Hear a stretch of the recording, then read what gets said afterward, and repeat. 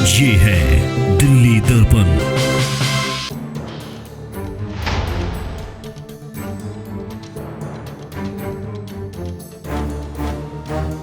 और इनका हौसला देखिए, ये एलजी के आदेश को भी नहीं मान रहे, ये गृह मंत्रालय के आदेश को भी नहीं मान रहे।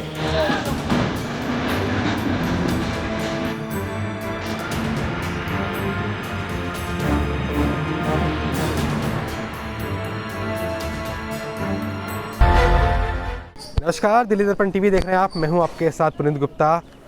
नांगलोई के वार्ड 37 में वृद्ध आश्रम के बाहर हम हैं और अब यहां पे एक कार्यक्रम भी चल रहा है, लेकिन हमेशा की तरह विवादों में रहने वाला वृद्ध आश्रम आज फिर विवादों में है। और कुछ लोग यहाँ पर जो स्थानीय लोग हैं वो फाइलें और कुछ कागज़ लेकर यहाँ पर पहुँचे हैं। अब देखिए, विवाद का जो काम बताया जा रहा है वो उसका नामकरण को भी लेकर बताया जा रहा है, इसकी ओपनिंग को भी बताया जा रहा है और क्या क्या यहाँ पर दिक्कतें हुई हैं इस वृद्धाश्रम को लेकर। उसके लिए मेरे साथ यहाँ के जो समाजसेवी, वरिष्ठ समाजसेवी राजेंद्र लाखड़ा जी हैं। अब राजेंद्र खड़ा जी, क्या दिक्कत आ रही है आज फिर आप लोग कह रहे हैं कि वृद्धाश्रम में के काम से खुश नहीं है, ये जो पत्थर लगाए उद्घाटन से खुश नहीं है आप लोग? ये वृद्धाश्रम तत्कालीन सांसद उदित राज के फंड से बना था, जो एमसीडी ने बनाया था। ये वृद्धाश्रम बनते बनते बिना परमिशन पास किए एमसीडी की, इस पर पहले पत्थर लगा दिया डॉक्टर पीसी कोशी वृद्धाश्रम, और इस पर कब्जा करके टेंट का सामान रख दिया। जब हमें जानकारी मिली तो हमने इसकी सारी फोटोग्राफ्स वगैरह खींचे, वीडियो बनाई, और हमने इस मामले की शिकायत एमसीडी को की, दिल्ली पुलिस को की, और 100 नंबर पे कॉल करके दिल्ली पुलिस को भी बुलाया। और जब कोई कार्रवाई नहीं की तो इस मामले को लोकायुक्त में ले गए हम लोग। लोकायुक्त में यह मामला अभी विचाराधीन है। अभी पिछली तारीख पे स्थानीय पार्षद ज्योति रछोया और पूर्व पार्षद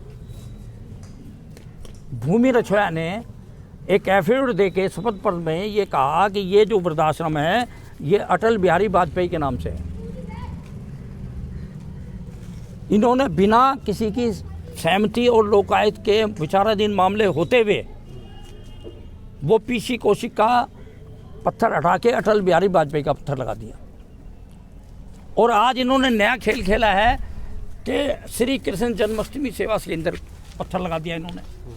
तो ये तो इन्होंने अपने घर की संपत्ति बना रखी है रछोया परिवार ने, कि जब मन मर जाए, जब कुछ भी लिख दो, जब मन मर्जी आए उसका कैसे भी इस्तेमाल करो। क्षेत्र के लोग अच्छी तरह जानते हैं ये पूरे सरकारी संपत्तियों का कब्जा करना इनका काम रह गया है। इन्होंने कोई भी काम नहीं किया है। सबको ध्यान होगा, आपके चैनल ने भी अंबेडकर भवन में जो कब्जा कर रखा था वो उसकी रिपोर्ट छापी थी।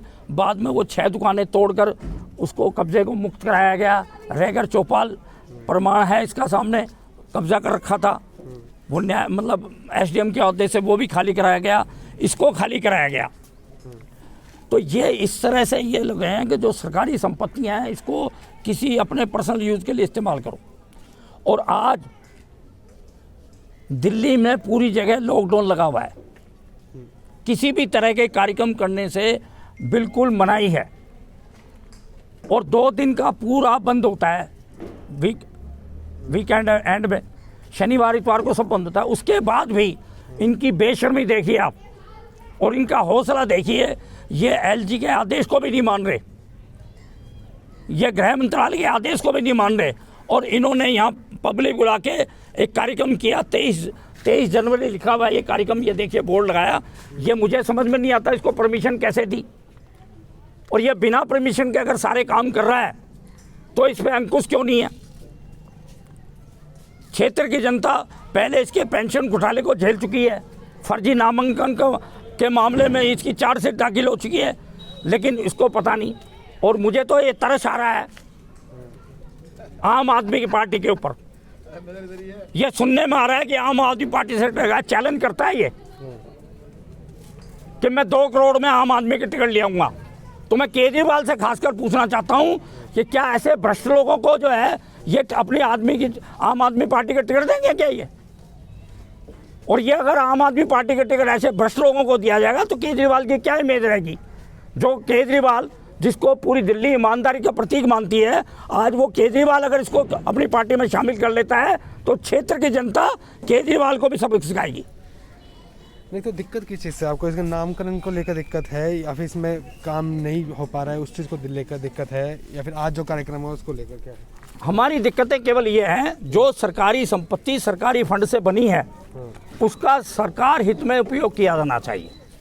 पब्लिक हित में कुछ भी किया जाए, लेकिन जब से ये बना है, जब से पब्लिक के लिए एक दिन भी इस्तेमाल नहीं हुआ ये केवल रसोइया परिवार के लिए इस्तेमाल हुआ है और रसोइया परिवार की मनमर्जी के लिए इस्तेमाल हुआ है।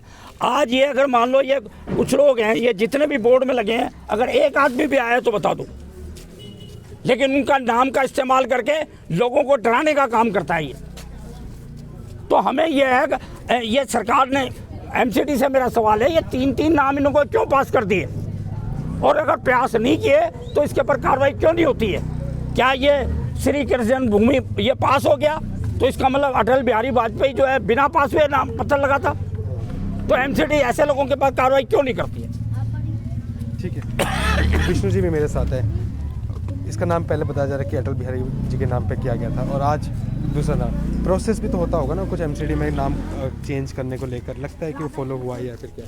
हाँ। देखिए पुनीत जी, ये जो चतर सिंह रछोया है, ज्योति रछोया, इसका पूरा परिवार, सबसे पहले तो मैं आपको बताना चाहता हूँ ये बहुत ज़्यादा भ्रष्ट आदमी है। ये अपने मन से ही सब काम कर लेते हैं ये लोग। जैसे इन्होंने पहले जयगढ़ चौपाल बनवाई, उसके ऊपर अपना कब्जा करा, कई साल तक इन्होंने जो है इसके अंदर अपना टेंट का सामान रखा। टेंट का सामान रखने के बाद अपने घर की बापोती समझी एक सरकारी ज़मीन को इन लोगों ने। उसके बाद हम लोगों ने प्रयास किया और इसे खाली करवाई, जो दिल्ली सरकार के आज ये अधीन है ये। उसके बाद इन्होंने वृद्धाश्रम बनाया जिसमें इसने 4-6 दुकानें बनाई, और उन 6 दुकानों को अलग अलग व्यक्तियों को इसने अपनी खुद की जागीर समझ करके इसने उसको बेचा।